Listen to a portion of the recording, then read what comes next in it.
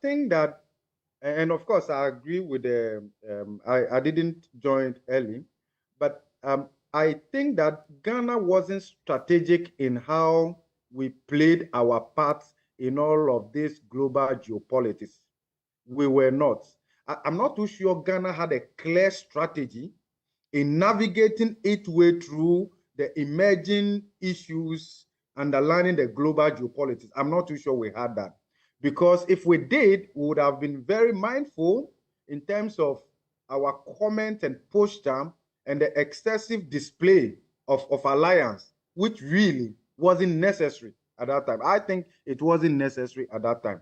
If you look at what the Paris Club creditors all put together have given to Ghana relative to what China alone has given to us, you see why China is a big issue in that picture. But if the sole aim is necessarily to get an IMF program, then actually the $1.7 billion that we owe China is not really a big deal.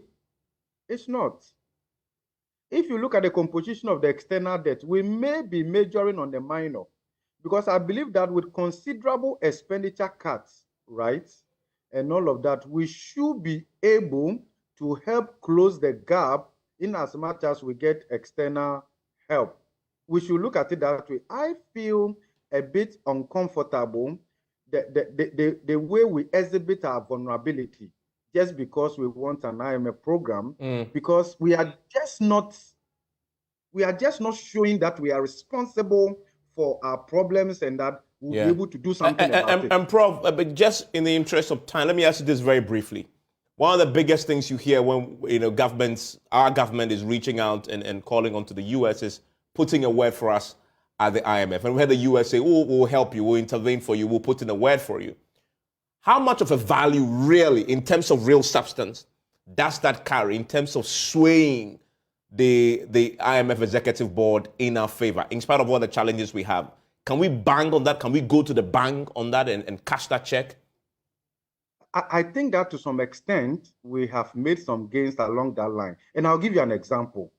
If you look at the speed with which the IMF mission team reached staff level agreement with Ghana, I believe that there was some considerable pressure from Washington. Okay. I think so.